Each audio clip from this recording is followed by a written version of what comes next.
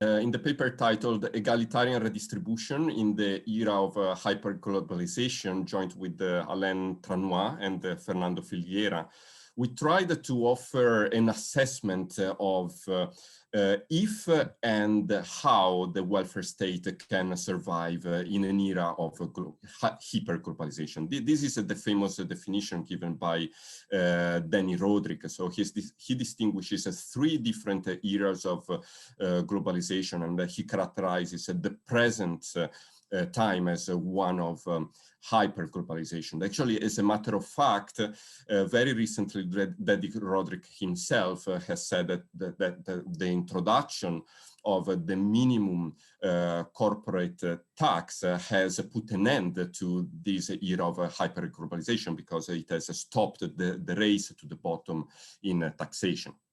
But we'll get there in a moment. So the first part of the paper is, I would say, a theoretical reconstruction of the role of the state in a market economy.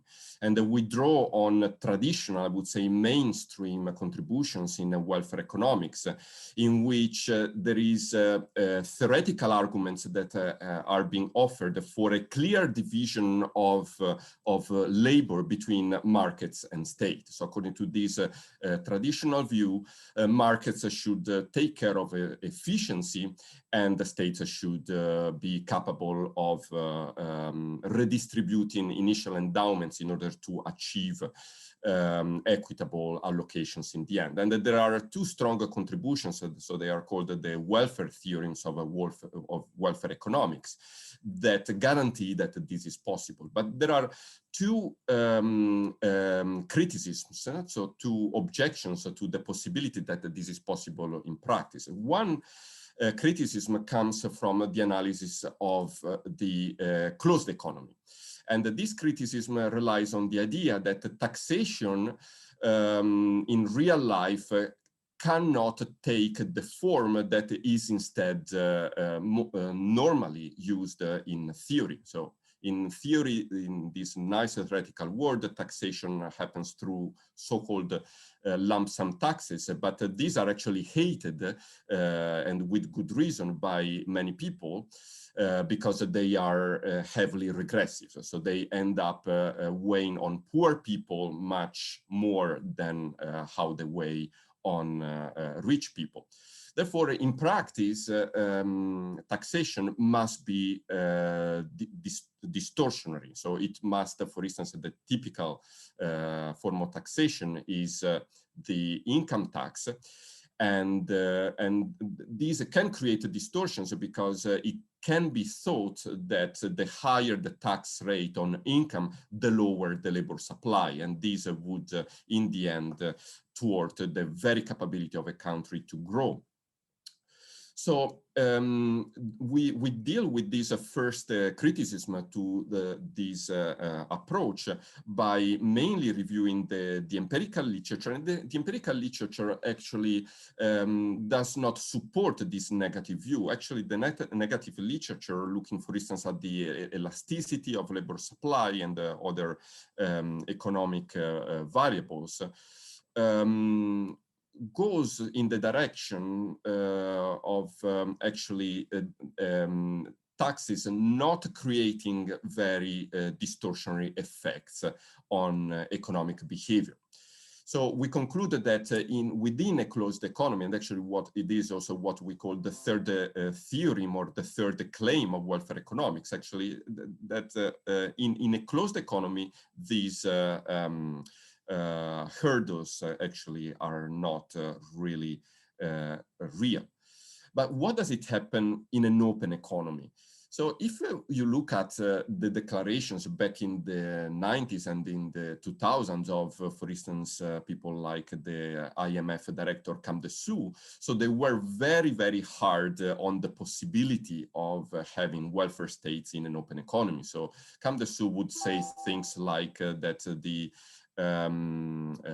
open economy, so that the welfare state is a drain on economies in an open economy. And so, and the main argument is, of course, the race to the bottom in taxation. And we do observe a race to the bottom in the tax rates that are levied on capital. So this is unquestionable, but with the recent deliberation of the developed countries, and maybe this is going to change. So we do observe that. And we also observe that the top income tax rate has also gone through a phase of has experienced a race to the bottom. So a race to the bottom means that for countries that want to keep their welfare state relatively large, they are really in big trouble, because they will see that capital and labor, especially very skilled labor, will go away. They will migrate towards countries that tax less, typically tax havens, or even the United States, where taxes are normally low than in Europe, for instance. So we revised this argument both empirically but also historically, and we make the point that these preoccupations are actually not well founded, at least in first approximation. And again, just to look at the history. So the welfare state actually received its foundations in the previous era of globalization, the so-called first era of globalization that happened between at the beginning of the 20th century, before World War I. And actually, there is a theoretical argument that it is precisely when an economy is very open that it is more exposed to macroeconomic shocks, and therefore its citizens are more in need of social protection. And if you look at the countries that even now have the largest welfare states, these are Scandinavian countries that are at the same time the most redistributive and some of the most open economies in the world. So this historical argument shows that this point is unfounded, but there is also the very simple observation that the size of the state in developed industrialized economies has never been so large. So we have really observed an increase of a tax rate over GDP over time that has plateaued in recent years, but it does not show any tendency to decrease over the last years of hyper-globalization. But what matters, and that goes to the core of our paper, is that the composition of the fiscal capacity of the state has changed, because it has been increasingly more difficult to tax highly skilled, high-income people and people holding financial assets. And so clearly, if it is more difficult to tax people with greater financial capacity, so rich people, then inevitably poorer people, less rich people, must have been taxed more, mainly through indirect taxation. So the main problem really has to do with the fact that the fiscal capacity of the state cannot act any longer in a fair way, or is inevitably less fair because the richest people are favored by these race to the bottom in top income tax. So there are also effects on the brain drain. We have observed many people, even from Europe, migrating to the US. So these are typically highly skilled, highly talented people. And so even if this does not affect the financial capacity of European and in general other governments at present, but they might compromise the capacity to grow in the future.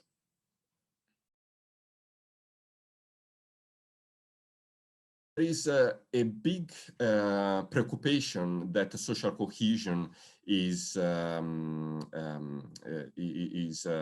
is negatively affected by changes. And there is the growing perception that people who are so-called losers of globalization express their resentment by voting for populist parties. And so I think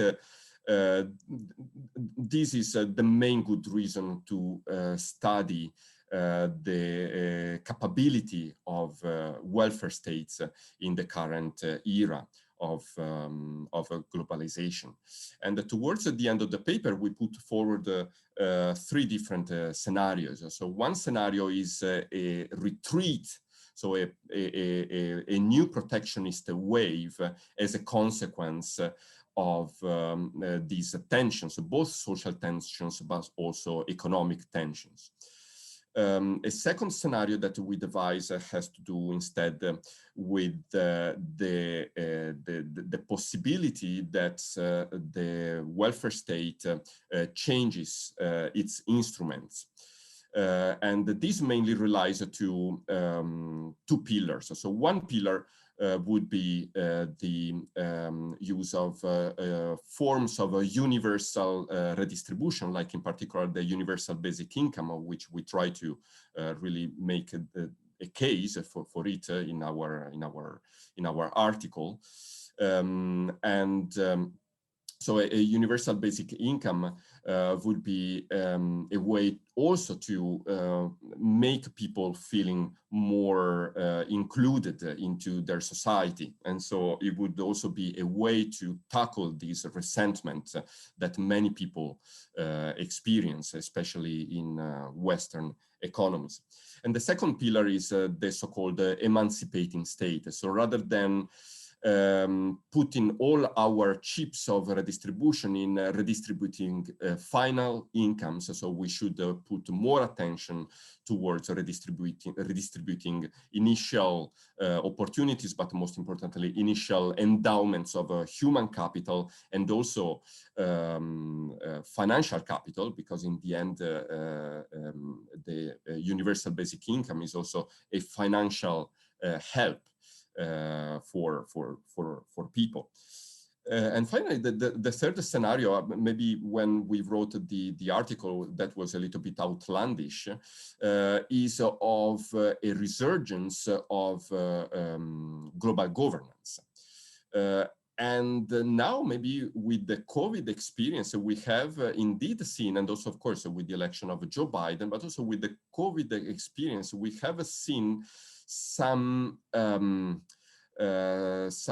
developments that go precisely in the direction of stronger multilateralism and perhaps a stronger global governance.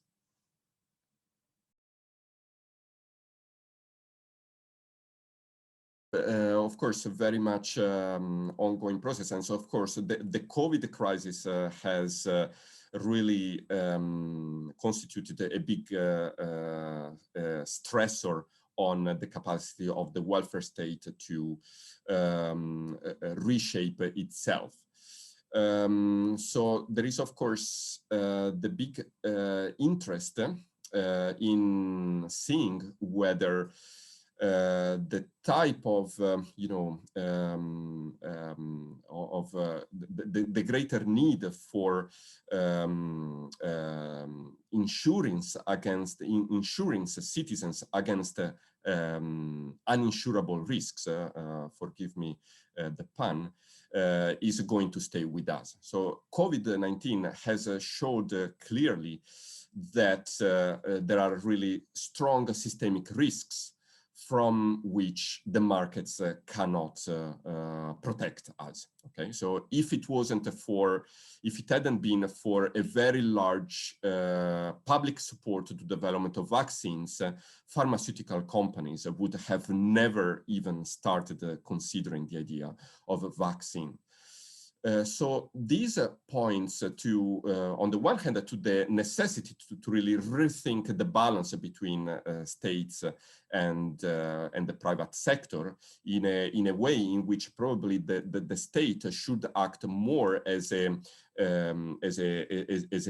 buyer of the services provided by the private sector, but more generally at the more, if you like, a psychological and sociological level.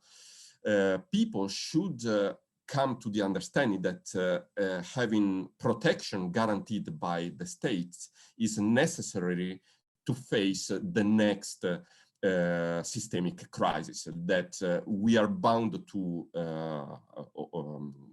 observe in the years to come.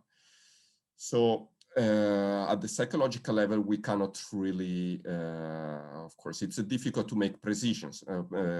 It's difficult to make forecasts. So it could be that people just, forget about what has happened. They just embark into a new, enjoyment spree, and they forget that the next systemic crisis is just around the corner. But if they are minimally rational, they should hold the belief that the protection of the state is needed, and therefore this should radically change really the demand for social protection by the people, and this should make the life and the existence of the welfare state easier for the future.